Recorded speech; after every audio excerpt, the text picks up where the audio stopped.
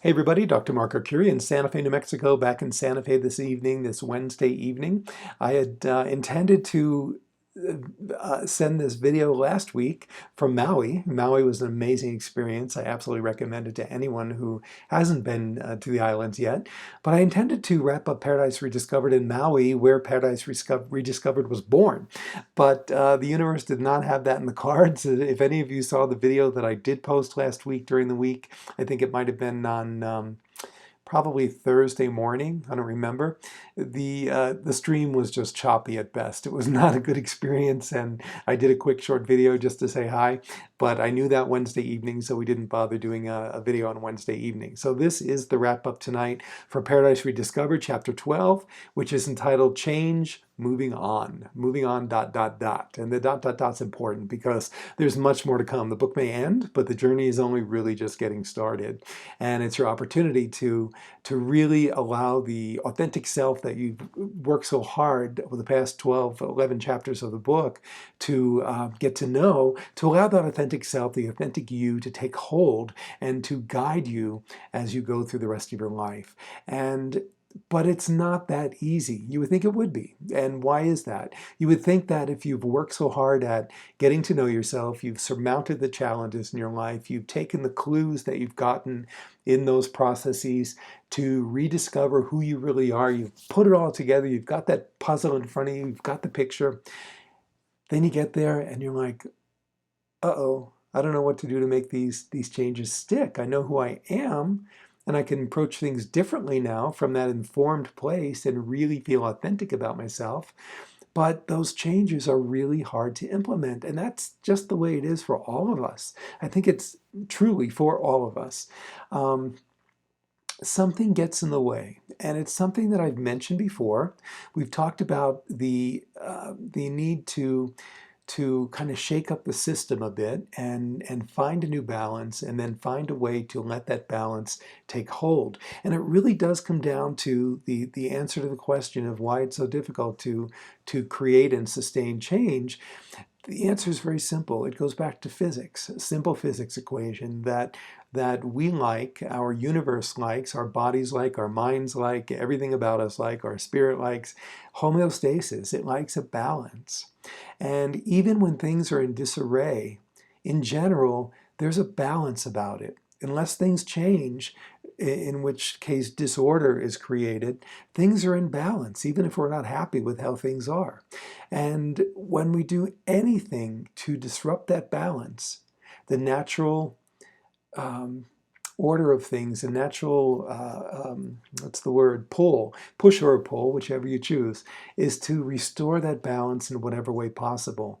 And given the ability of nature just to take its course, it's usually the least resistance. And the least resistance is to go back to the way things were. It's a lot easier to do that than to find a way to persist and sustain change that you're in the process of creating. So the natural order of things is for the balance to go back to the way things were, which basically subverts or eliminates the changes that you made all along the way. So your job at this point in the journey of Paradise Rediscovered is to collect all the data together that you've accumulated over time as you work through this process and the first 11 chapters of the book and gotten to know yourself through the challenges that you faced in your life. It's your job now to find a way to sustain the changes that you've begun to make against the resistance being the pull or the push to put things back the way they were, long enough that the new balance with the new ways and that incorporates the changes that you've made will take hold. And that's what you've got to do now. And that's why there's a dot, dot, dot in the moving on part of the title of this chapter, because you've come this far. You've come to embrace the changes that you'd like to make in your life so that your life is being lived from that authentic place of who you really are, and that you're facing the challenges as well as living into the joys of your life from this point forward, from this new place of knowing your true being. But you've got to do that long enough that that true being can become the natural you instead of the old stuff being the natural, quote unquote, natural you that's persisted for so many years. So, how do you do that? Well, the old adage, 30 days makes a habit, I think they say 21 days makes a habit now, is really a big part of that equation. It's a matter of kind of forcing the issue for a period of time until the new ways take hold, until they become the new habits. And it doesn't take that long, whether it's 21 days or 30 days. It's certainly worth that time and effort, but you've got to be as conscious of you as conscious as you can of who your true self is, and hopefully you've got a very clear picture. Putting together that puzzle, as I've called it over the past several weeks, putting together that puzzle in a way that you can see exactly who your inner being is. So you've got to find ways to keep that front and center for the coming weeks so that you have a constant reminder of who that inner being really is. And when you have that constant reminder to refer to, you'll eventually become so comfortable with it that you don't need to think about it anymore. It becomes literally part of your subconscious mind. And then you will be responding to situations in your life from that place, from your subconscious mind, from autopilot, if you call it that. Think of when you're driving a car and whether you have to actually think about applying the brakes or think about putting on the signals a lot of times when you approach a corner. You just do it automatically. It's as if it's unconscious. Well, your ability to respond to life from your true inner being becomes that automatic as long as you consciously make that happen for a period of time going forward. So your job now is to embrace the change that you've made, congratulate yourself for making it, and in your initial stages, your initial plan for moving on now with that new inner being by your side or as part of you, that you will do everything that you can in the coming days and few weeks to really force the issue, to force yourself to show up as your new being instead of as your old inauthentic being, the being that other people created for you. So you put yourself front and center, whether it's visually, that you have pictures of things that remind you of who you really are. It can be words that you put on sticky notes on your computer monitor or somewhere else. It can be meditations that you do.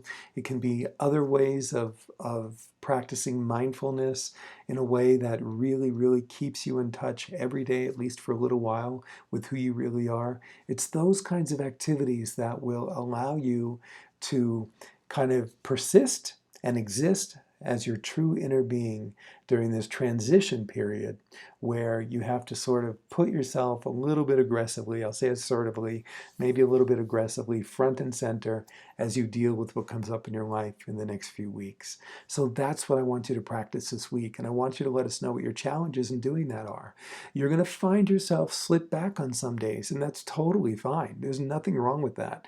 When people learn to ride a bike for the first time, they fall down, but eventually they stay on the bike a little bit longer and a little bit longer and a little bit longer. It's the same way in recovery when someone's stopping drinking alcohol or using other drugs.